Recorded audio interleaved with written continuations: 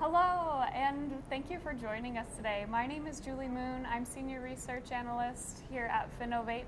I'm joined by Andrew Boyajian with Transferwise, and we are live today at Finovate Fall. Andrew, thank you for joining us today. Thanks for having me, Julie. So prior to Transferwise, Andrew has held positions at Google as well as at Kickstarter.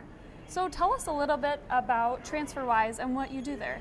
Great. So Transferwise has been around now for several years. We currently have over 4 million customers worldwide, and we then process around 3 billion pounds each month, saving customers around 3 million pounds per day in hidden fees.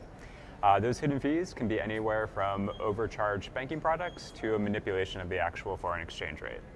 And my role as head of banking for North America is to find the best financial partners for us in Canada, the US, and Mexico. Very cool. Great. So a lot of people are familiar with Transferwise as a foreign exchange platform, but the company recently launched a borderless account as well as is looking into doing a debit card associated with that earlier this year.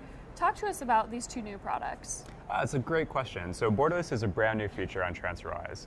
And then what we do is we offer you the ability to have local account details in up to 4 currencies right now, so US dollar, pound sterling, euro, and Australian dollar. And you can receive money into those local details, so it's kind of like a virtual account. Within those accounts then, you can mix and match currencies. So we allow you to hold a stored balance in up to 40 different currencies, and you can convert amongst those currencies. And then as you said, we're introducing a debit card. And that debit card is the very last feature that allows you to engage those currencies in real life situations, like a point of sale transaction or an ATM withdrawal. Cool. So has the debit card piece launched yet?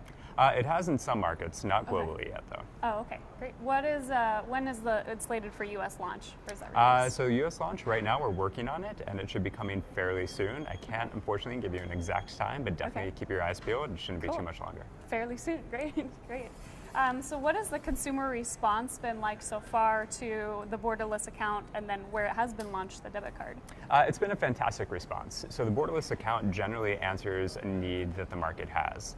So it was first thought of for small and medium-sized businesses because often they're overlooked from traditional banks when they think about any type of cross-border money transfers or payments.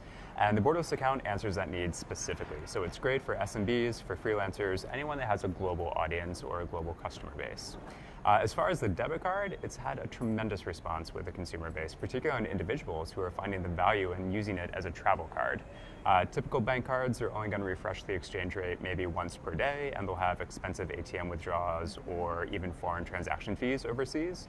The Transferwise card is an attempt to look at that and rethink about the way that consumers can engage with their money while traveling. Very cool. Very cool. So what was the biggest regulatory hurdle that you faced in launching the borderless account? So part of it is going to be working within the confines of sort of outdated regulations. So some markets, for example, have an idea that fintech companies shouldn't be allowed to participate in any type of e-money or stored balance. So Mexico, for example, recently passed their fintech law, which does now allow fintech companies to offer this service, whereas previously that would have been something reserved just for banks. So that's a pretty big regulatory challenge right there. The other one is working with card schemes to say that we can actually be a direct issuer without having to use a bank sponsorship model. So it's very common then in Europe, and we're working now in North America to see with MasterCard and Visa just how willing they'll be able to sort of look at a company like Transferwise and consider direct issuing. Very cool. So given that, are there any regulatory and or compliance issues that you're still working through as you kind of scale up this launch? Every market's going to be different, and every market's going to have sort of unique views on what could be a debit product versus a prepaid product, and we're talking to them as they come. Okay, very cool. Well, Andrew, thank you so much for joining us, and thank you all.